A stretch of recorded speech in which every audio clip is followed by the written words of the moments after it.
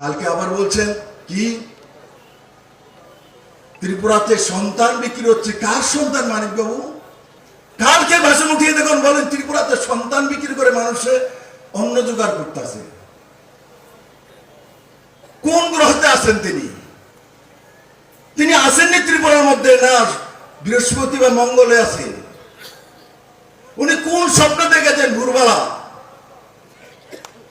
বলুন তো? আরে কোথায় ভাই ত্রিপুরা রাজ্যের মধ্যে মানিক বাবু তো আজকে প্রায় 2 বছরের উপর হয়ে গেছে মুখ্যমন্ত্রী। কোন জায়গাতে কেউ যদি বলতে পারে ত্রিপুরাতে শিশুকে বিক্রি করেছে, রাজনীতি ছেড়ে দেব।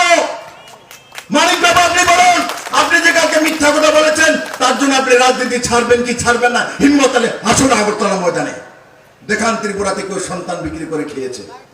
ভাউতাবাজি, মিথ্যে কথা, ত্রিপুরা মানুষকে মিথ্যে কথা বলে রাজনীতি করেছেন। তখন বিপ্লব দেবরা ছিল না বলে করে নিয়েছেন, কারণ কি আপনাদের বিটিং বসেছিল।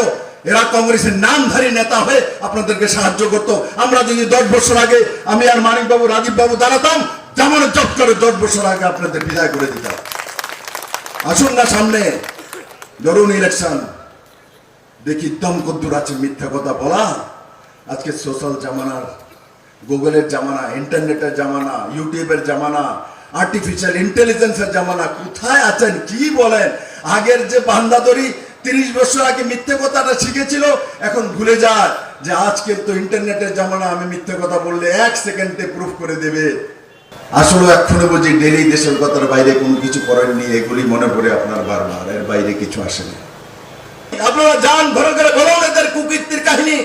ত্রিপুরাতে যত রেপ হয়েছে, যত দাঙ্গা হয়েছে, যত মানুষকে মেরেছে, যত মারপিট হয়েছে, সবকিছু কংগ্রেস সিপিএম এর কারণে হয়েছে। এর প্রায়শ্চিত্ত এদের করতে হবে ইলেকশনে, এদেরকে জবাব দিতে হবে। সাদা ধুতি পরলে হলে হয় না। সাদা ধুতি পরার সময় তার মধ্যে যাতে দাগ না লাগে তার প্রতি খেয়াল রাখতে হবে মেরে মিত্র।